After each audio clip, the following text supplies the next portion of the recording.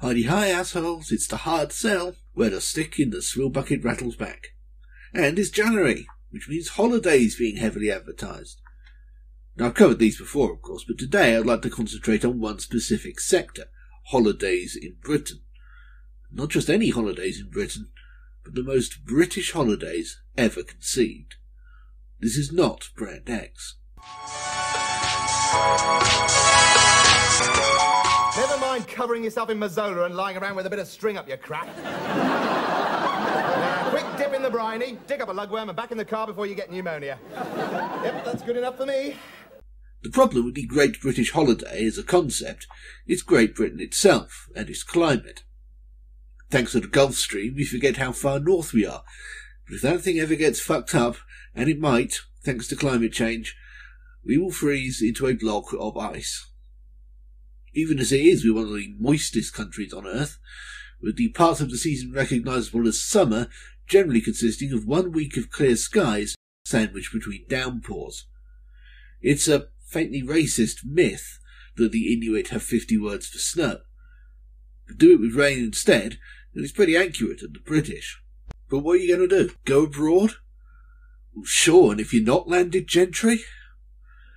Especially in the immediate aftermath of World War II, where everywhere's in ruins anyway. It wasn't until the 60s that holidays abroad broached the luxury gap. For the first couple of decades or so after the war, when we needed a break, we generally stayed on our little island. Fortunately, there are plenty of places here that are quite pretty, and even more that are horrible pits of despair, but have candy floss and beaches and things. It was actually between the wars when a chap named Billy Butlin, inspired by a horrible time he'd had in Barry Island, came up with a way to offer an affordable holiday experience. Concentration camps. All right, no.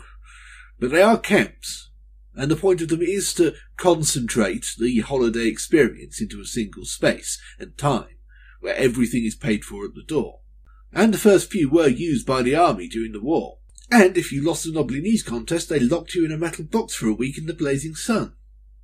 Anyway, the point was that Butlin's camps provided family entertainment and accommodation in as nice a setting as Britain could manage, all for roughly a week's pay. That part was especially popular immediately after the war, when most of the money in existence was going towards rebuilding everything. The Butlin's experience came to exemplify Harold Macmillan's Britain. The "you've never had it so good" era of middle-class complacency. The oldest actual advert I could find was slightly later than that, 1965 at the earliest, but still near the peak of their powers. Butlin's, the big holiday, where everyone enjoys everything at no extra cost, like the monorail at Butlin Skegness. It's a big holiday for kiddies with free swimming, boating and games galore, not to mention the big free rides. It's a big holiday for parents too, with freedom to enjoy carefree days and fabulous evenings of entertainment. It's a big holiday for everyone with everything to enjoy at Butlin's. And remember, no extras to pay. So Butlin's is essentially set out as the height of luxury, at least for people on an average income. The first thing you hear is, everyone enjoys everything at no extra cost, underlining the convenience and value, like they're advertising a greengrocer's. The first thing you see, however, apart from the logo, is the Skegness monorail, the first such in the UK, an impressively futuristic construction, and as good a reason as any to set foot in Skegness. So while the voice is telling us about value, the visuals are telling us about luxury. It's commendably efficient. Monorail's not there anymore. Butlin's. And remember, no extras to pay. So that's 1965-66, probably the apex of Butlin's powers. But as the 60s wore on, the landscape changed. The continent started opening up. More to the point, the continent was almost rebuilt from the war and starting to look forwards. Hotels sprang up all over the sunnier and or more picturesque parts of Europe, particularly still fascist Spain. Planes were becoming both bigger and faster.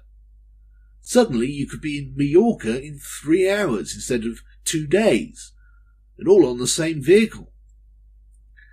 and prices started to go down, to the point where people without titles could afford them with a bit of saving. Suddenly the choice of holiday destinations had widened beyond the likes of Skegness and Bognor Regis, to include places where it occasionally wasn't raining. Once the package holiday boom was fully underway in the 70s, it was increasingly hard to argue in favour of Butlins at all, unless you were really, really poor. The Rank organisation owned them by now, and they weren't doing terribly well for themselves in their other sectors, so they mounted a major campaign to get Butlins back to being somewhere people would actually choose to visit. For the first and only time, Butlins had something resembling mascots. Toot and Plute. Sure, why not? Imagine for a moment you were from another world and had just arrived at Butlins, like Toot and Plute. What fun could you have? Well, you could go for a swim in the pool, or even a walk on it. The implications of this shot are disturbing. Are they saying Christ was an alien? Are they saying Toot and Plute are the sons of God? At Butlins you can do what you like when you like. There's the free fun fair, where you can keep the kids amused for hours. We've lots of indoor games like snooker, and cues are supplied for the more down-to-earth player. You can dance the night away with a close friend, or even wife, or sit back and enjoy the stars at our variety shows. Oh, Daddy, you come back. You may even get in on the act. Like Toot and Plute, you'll look back on a family holiday that's been out of this world. Ring now for your free Butlins brochure. So these two bourgeois smurfs were basically everywhere for a while there, cracking jokes on badges and posters that made you quite glad they couldn't talk on screen. And they were probably successful enough to get Butlins through to the 80s, but they couldn't do much about the fact that the camps were, not inaccurately thought of, as overly regimented and, despite their best modernising efforts, old-fashioned. The Perrycroft sitcom Hi-de-Hi debuted in 1980, signifying their ultimate descent into nostalgia. Even though the camps, as depicted in the sitcom, were already things of the past, the show ends when they introduce self-catering and non-regimented entertainments, putting the cast out of a job. But that remained the basic image of the whole concept in the public consciousness. Knobbly knees contests, ballroom dancing, unfunny comedy, set mealtimes, knotted handkerchiefs on heads, enforced fun. It might not have been true anymore, at least not all of it, but there were fewer and fewer people every season turning up to learn that. As the likes of Thompson and Instasun battled it out at the top of the tree, Butlins fell into a downward spiral, closing or selling off almost half their sites, until by the mid-80s there were only 5 left. What was to be done with them? Blow them up!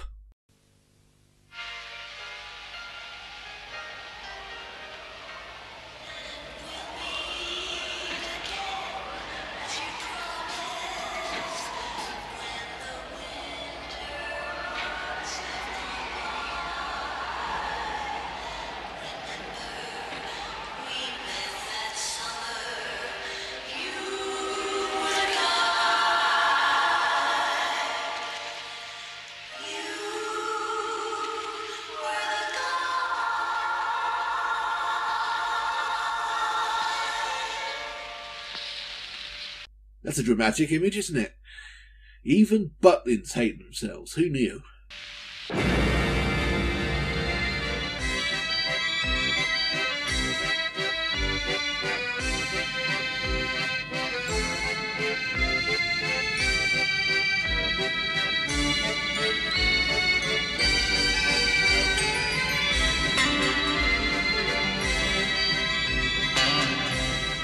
So yeah, they basically napalm themselves, but out of the ashes, a new holiday experience is born. Tens of millions of pounds are being spent on spectacular water worlds, thrilling entertainment, and new accommodation. Yes, it's a new era. No more Wurlitzer music, now it's acoustic guitar, smooth jazz all the way. It's an improvement, honest. Everything you could want to make your holiday the most exciting ever. Butlin's Holiday Worlds. Get your brochure now and be one of the first to experience it. So in 1987, as a last roll of the dice, the Rank organisation revamped Butlins from the ground up as Holiday Worlds, playing the Butlin name down almost to the point of invisibility. Taking their cue from the other popular new holiday aesthetic, the theme park, the remaining sites were rebranded and refurbished as Worlds, with water parks, funfair type rides, chalets replaced with log cabins and caravans, and a lot more freedom than ever before. And all with their own separate identities. Skegness became Fun Coast World, Minehead became Summer West World, and so on, with the word Butlins barely even muttered, at least for the first few years. And they hired what sounds like a cross between the Manhattan Transfer and the Art of Noise to advertise it. Apparently it's short notice, because it sounds like they're making up the words as they go along. Day and night, something for everyone, kids and mums, dads alike, thrills and twirls, water worlds, something for everyone, spoiled for choice. Restaurants, day and night, holiday, holiday. Every day, what a choice of where to stay. Value-packed holiday, gotta come back. Get your Butlin's Holiday Worlds brochure now. Call free on 0800 900 950. Actually, there is a possible explanation here. This seems to be the second iteration of this advert, with the first being soundtracked by Vox Pops, which is a perfectly reasonable idea in itself, but we'll take a listen. There was entertainment non-stop. It just seemed as though you could do anything, anytime. You feel that you're somewhere in a tropical island. Well, like a world of its own, a holiday world. You can't get any better value for money. It's like a party, a week-long party.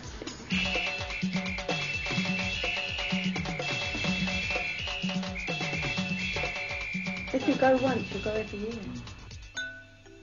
I would definitely say it's value for money.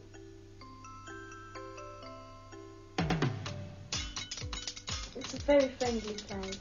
The people there actually make your holiday for you. The new Butlin's Holiday Worlds. Get your brochure now and book the most exciting holiday of your life. And presumably these are the most excited and impressed sounding people they could find.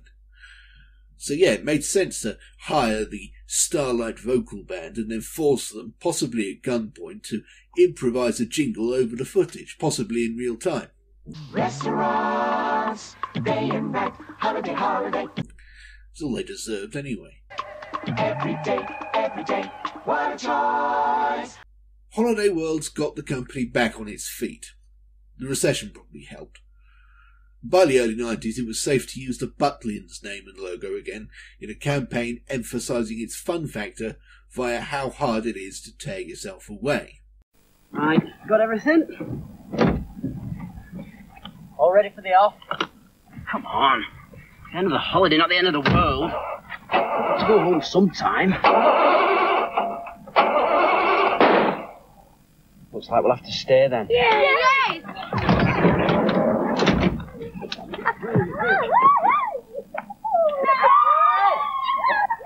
Butlins, let yourself go, and you won't want to leave. You can check out any time you like, but you can never leave. There was a tiny amount of criticism at the time about how this seemed to encourage misbehaviour, not to say mechanical sabotage, on the part of small children and the elderly, but only among one or two idiots. Besides, this one, which will have run at the opposite end of the same commercial breaks, is much more troubling. Ring 0800 900 900 for your free Butlins brochure. But remember, you won't want to leave. Robert Helpman's let himself go. Or whatever the opposite of that is. Here we are, children, Come and get your lollipops. The Holiday World's branding lasted around a decade, having succeeded in its function of keeping Butlins afloat while detoxifying the name, to the extent that it was toxic in the first place. But yet, Hi-de-Hi was now nostalgia fodder in itself, enclosing Butlins in a nice, cosy, double-layered cocoon of idealised pasts that could be exploited or ignored as they needed. Best of all, the novelty value of going abroad had well and truly worn off. The proliferation of theme parks had given Butlin some sort of context, which had already done a good job of leading into with holiday worlds, and the playing field on the whole was just a lot more level. So by the turn of the century, having survived the turbulence of changing times, they were comfortably iconic and even capable of halfway impressive licensing. This next one's had its first couple of seconds bitten off, but the opening words are, "You don't have to eat at any of our famous name restaurants. You don't have to meet Casper. You don't have to be amazed by the jugglers or the masked stage show. You don't even have to visit Noddy in Toyland. Because under our weatherproof pavilion, what you do is up to you." The all-new family entertainment resorts from Butlins. Call free on 0800 222 555. Well, I said halfway impressive licensing. This is 1999, so it's only been 4 years since the Casper and the Mask films. And Noddy, of course, is eternal and timeless. Yeah. Notice how they carefully, even somewhat passive-aggressively, insist that it's not regimented anymore. You can do what you like. It's not Hi-de-bloody-Hi, alright? You can sit in your chalet all week glaring at the dry rot if you want to. You're paid. And they're still going strong today. If anything, their licenses and guest stars are more impressive now. Welcome to the home of entertainment. I'm pretty sure this is where Stephen Mulhern started out. I don't know what that says about his career, or about show business in general. If anything. Joining us in 2023.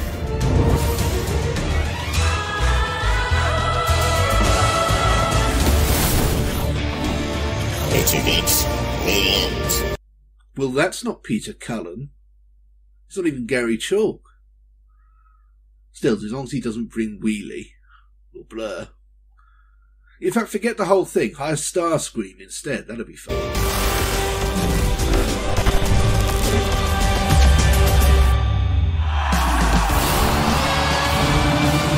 So anyway, if none of this is making you want to kill yourself, please consider Butlins for your summer getaway at one of our 3 remaining sites.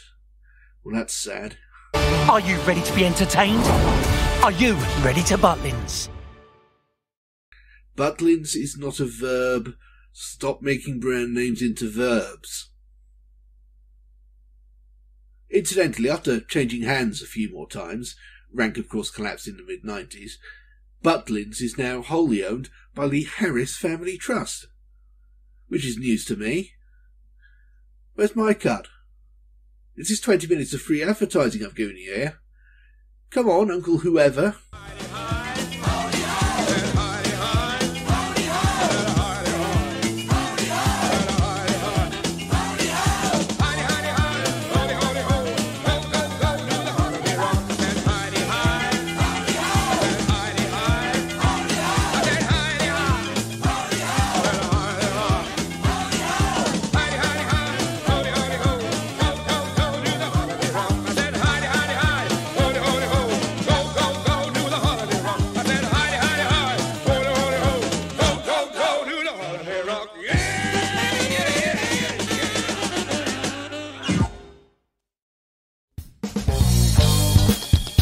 You just sat through a Bob the Fish production. Nice!